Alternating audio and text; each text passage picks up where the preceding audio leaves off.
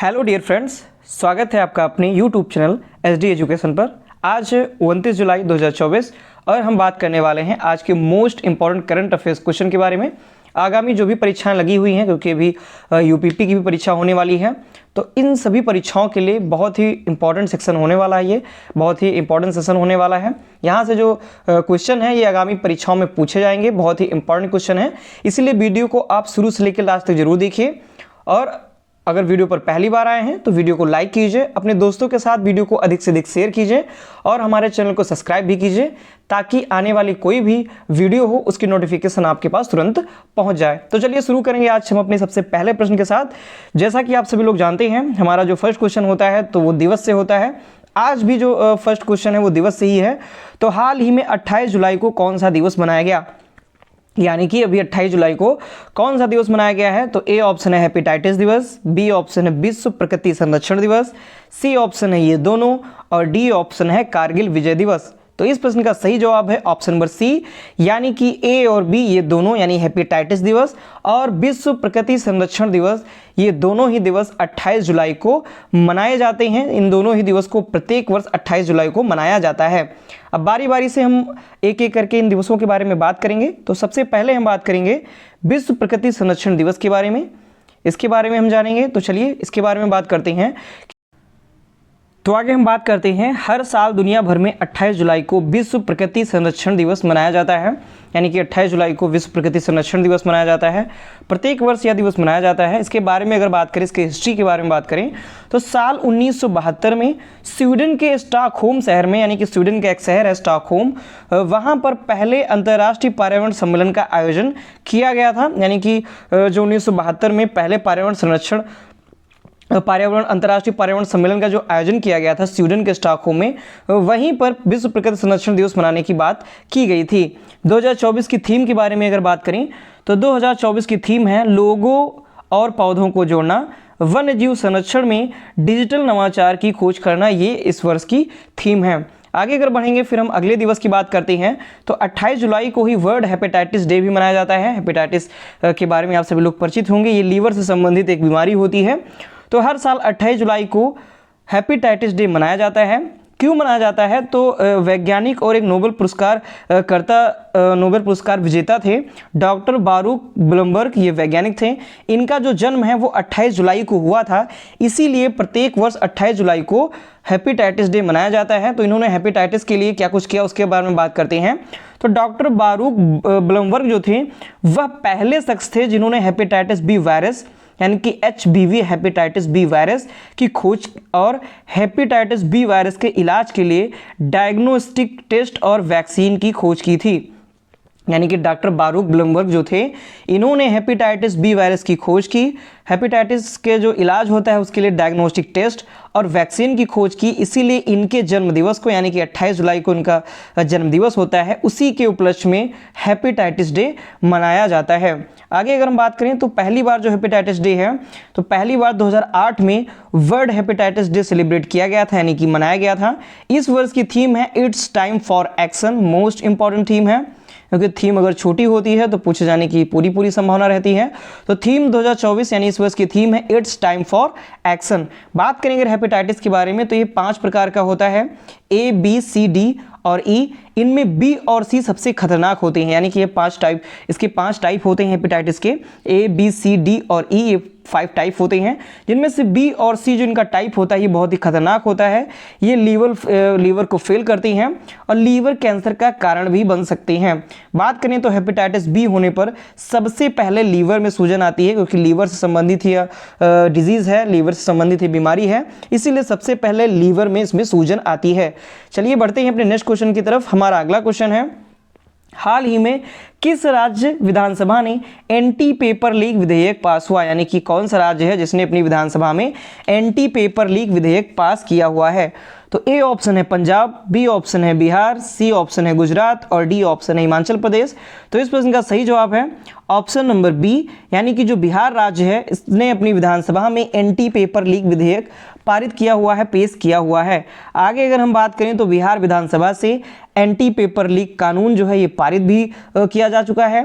Paper leak और परीक्षा धोखाधड़ी को रोकने के लिए के उद्देश्य से एंटी पेपर लीक कानून पेश किया गया है। अब बात करें अगर कहीं पेपर लीक होता है तो उसकी जो जांच है वह डीएसपी रैंक के जो अधिकारी हैं वो करेंगे, यानी कि इसमें कई सारे बदलाव किए गए हैं, कई सारे कानून लागू किए गए हैं, जिनमें से एक कानून है कि अगर पेपर लीक होता है तो उसकी जो जांच है वो डीएसपी रैंक के अधिकारी करेंगे। अगर आगे बात करें तो नए कानून के तहत परीक्षा के पेपर लीक करने के जो भी दोषी पाए जाते हैं उन व्यक्तियों को 10 साल तक की जेल और 1 करोड़ रुपए तक का जुर्माना हो सकता है। यानी कि अगर कोई भी ऐसा शख्स है जो कि पेपर लीक में इन्वॉल्व है या लीक करवाने के मामले में अगर वो दोषी पाया जाता है तो उसको 10 साल तक की जेल और 1 करोड़ रुपए तक का जुर्माना हो सकता है। बढ़ेंगे नेक्स्ट क्वेश्चन की तरफ। हमारा अगला क्वेश्चन है, हाल ही में किस राज्य सरकार ने टीबी मुक्त नगर पालिकाओं को हासिल करने के लिए प्रोजेक्ट स्वास्थ्य नगरम लॉन्च किया? यानी कि ऐसा कौन सा राज्य है जिसने टीबी मुक्त नगर पालिकाओं को हासिल करने के लिए, यानी उनकी जो नगर पालिकाएं हैं उस राज्य की, उनको टीबी मुक्त करने का अभियान चलाया जा रहा है। तो इसके तहत प्रोजेक्ट स्वास्थ्य नगरम लॉन्च किया है। तो ए ऑप्शन है जम्मू कश्मीर, बी ऑप्शन है केरल, सी ऑप्शन है तेलंगाना और डी ऑप्शन है आंध्र प्रदेश। तो इस प्रश्न का सही जवाब है ऑप्शन नंबर सी, यानी कि तेलंगाना राज्य सरकार ने टीबी मुक्त नगर पालिकाओं को हासिल करने के लिए प्रोजेक्ट स्वास्थ्य नगरम लॉन्च किया हुआ है। आगे हम बात करें तो तेलंगाना ने 24 जुलाई 2024 को हैदराबाद में टीबी मुक्त नगर पालिकाओं के लिए एक अनूठा मॉडल, एक अनूठा प्रोग्राम प्रोजेक्ट स्वास्थ्य नगरम लॉन्च किया। यानी लॉन्च कब किया? 24 जुलाई 2024 को।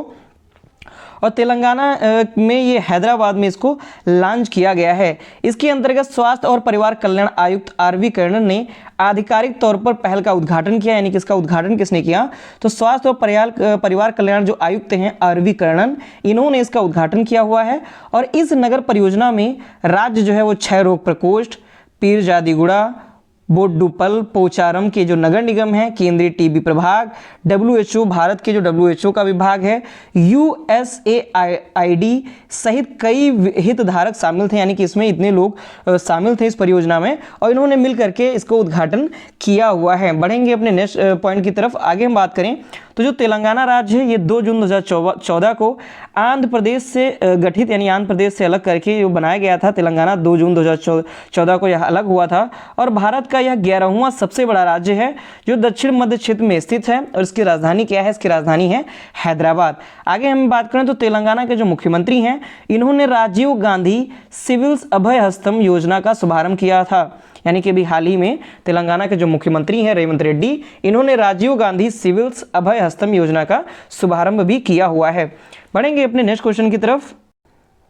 तो अगला क्वेश्चन है, हाल ही में किसने परीक्षा में अनुचित साधनों को रोकने के लिए विधेयक पारित किया है? यानी कि ऐसा कौन सा राज्य है जिसने परीक्षा में अनुचित साधनों को रोकने के लिए विधेयक पारित किया है? तो ए ऑप्शन है असम, बी ऑप्शन है अरुणाचल प्रदेश, बी ऑप्शन है अरुणाचल प्रदेश, सी ऑप्शन है राजस्थान और डी ऑप्शन है सिक्किम। तो इस प्रश्न का सही जवाब है ऑप्शन नंबर बी, यानी कि अरुणाचल प्रदेश ने परीक्षा में अनुचित साधनों को रोकने के लिए विधेयक पारित किया हुआ है। यानी कि इससे पहले अभी हमने क्वेश्चन कवर किया, उसमें बिहार जो है उसने भी अपनी विधानसभा में पारित किया हुआ था। और अब जो अरुणाचल प्रदेश है इसने भी परीक्षा में अनुचित साधनों को रोकने के लिए विधेयक इसने भी पारित किया हुआ है। आगे बात करें तो अरुणाचल प्रदेश विधानसभा ने अरुणाचल प्रदेश सार्वजनिक परीक्षा विधेयक 2024 सर्वसम्मति से पारित किया हुआ है। राज्य में सार्वजनिक परीक्षाओं में अनियमितताओं और अनुचित साधनों के उपयोग पर अंकुश लगाने के लिए यह विधेयक लाया गया था। यानी कि राज्य में किसी भी प्रकार की जो परीक्षाएं होती हैं वो सुचारू रूप से पारित हो जाएं, किसी भी प्रकार की कोई पेपर लीक जैसी घटनाएं ना हो, इसके लिए यह जो विधेयक है वह पारित किया गया है।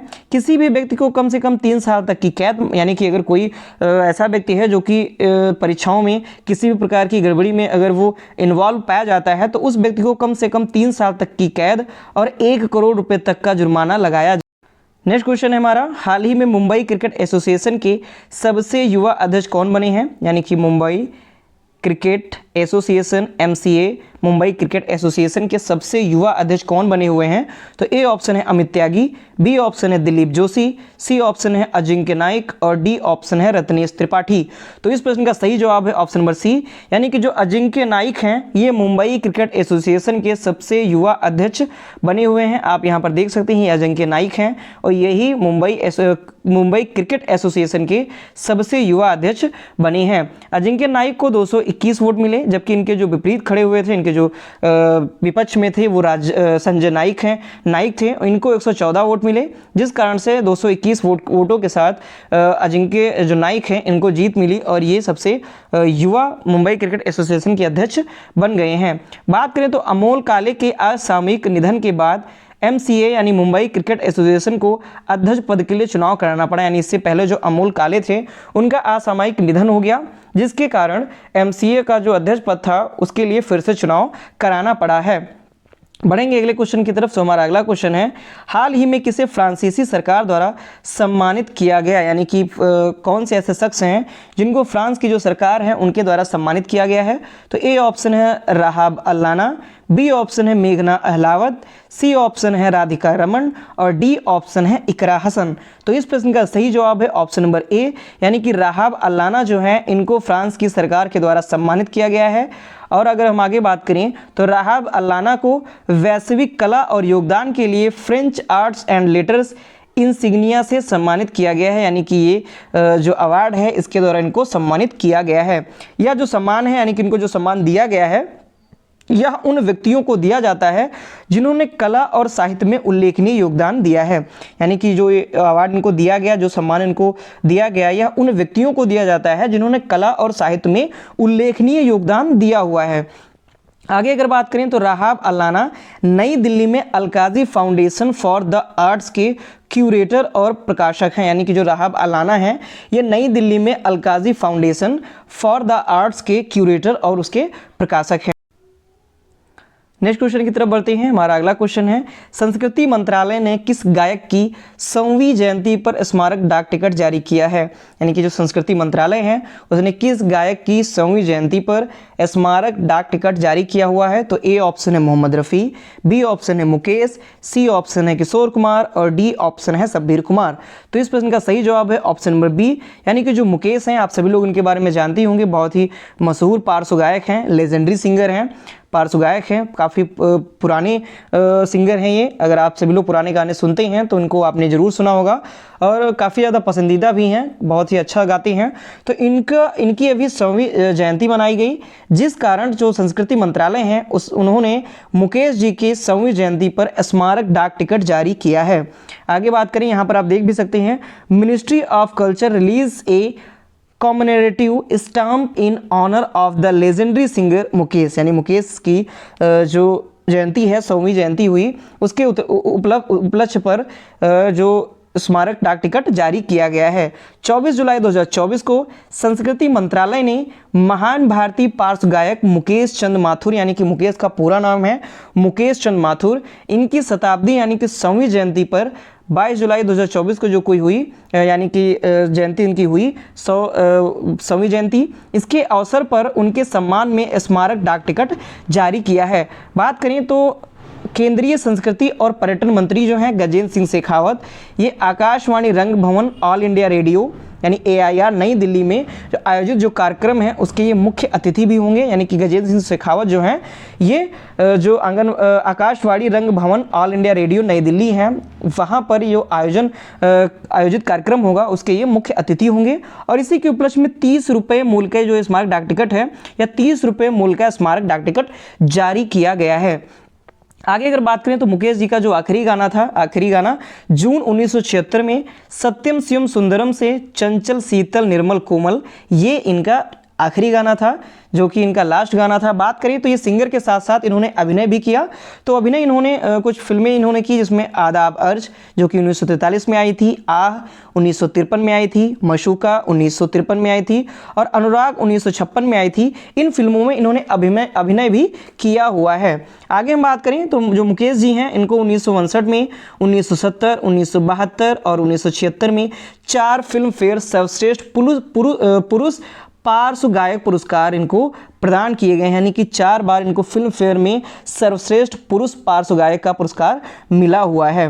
बढ़ेंगे नेक्स्ट क्वेश्चन की तरफ। हमारा अगला क्वेश्चन है, हाल ही में कौन अमेरिकी सीक्रेट सर्विस के कार्यवाहक प्रमुख नियुक्त हुए, यानी अमेरिकन सीक्रेट सर्विस ASS के जो कार्यवाहक प्रमुख हैं वो नियुक्त हुए हैं। तो ए ऑप्शन है जेम्स एंडरसन, बी ऑप्शन है रोनाल्ड एल रोवे जूनियर, सी ऑप्शन है एली हेज और डी ऑप्शन है ओमान चांडी। तो इस प्रश्न का सही जवाब है ऑप्शन नंबर बी, यानी कि रोनाल्ड एल रोवे जूनियर जो हैं इनको अमेरिकी सीक्रेट सर्विस के कार्यवाहक प्रमुख के रूप में नियुक्त किया गया है। आप यहाँ पर इनको देख भी सकते हैं। और आगे अगर हम बात करें तो रोनाल्ड एल रोवे जूनियर को US सीक्रेट सर्विस का कार्यवाहक प्रमुख नियुक्त किया है। क्यों? क्योंकि अभी हाल ही में 13 जुलाई 2024 को जो डोनाल्ड ट्रंप है वहाँ के पूर्व राष्ट्रपति, उनकी रैली के दौरान उन पर गोली से हमला हुआ। गोली से हमला करने वाले का नाम था थॉमस मैथ्यू क्रुक्स, जो कि 20 वर्षीय था। इसने डोनाल्ड ट्रंप के ऊपर हमला किया जिसमें वो घायल भी हो गए। तो इसके बाद से जो वहाँ के सीक्रेट सर्विस के जो प्रमुख थे उन्होंने, जिनका नाम था किम्बरली चिटल, उन्होंने इस्तीफ़ा दे दिया क्योंकि उनका ये मानना था कि उनके जो ये चूक हुई है इसके कारण उन्होंने इस्तीफ़ा दिया किम्बरली चिटली ने, क्योंकि डोनाल्ड ट्रंप की जो रैली थी उनके में उसमें चूक होने के, इन्होंने ऐसा माना कि चूक होने के द्वारा ही हमला हुआ है, इस कारण से इन्होंने इस्तीफा दे दिया और इन्हीं के स्थान पर रोनाल्ड एल रोवे जूनियर को कार्यवाहक प्रमुख नियुक्त कर दिया गया है। नेक्स्ट क्वेश्चन की तरफ अगर हम बढ़ते हैं तो हमारा अगला क्वेश्चन है, हाल ही में किस देश की संसद ने UNRWA को आतंकवादी संगठन घोषित किया है, यानी कि ऐसे कौन सा देश है जिसकी जो संसद है उसने UNRWA को आतंकवादी संगठन घोषित किया है। तो ए ऑप्शन है श्रीलंका, बी ऑप्शन है कनाडा, सी ऑप्शन है इजराइल और डी ऑप्शन है इंडोनेशिया। तो इस प्रश्न का सही जवाब है ऑप्शन नंबर सी, यानी कि जो इजराइल है इस देश की जो संसद है UNRW को आतंकवादी संगठन घोषित किया हुआ है।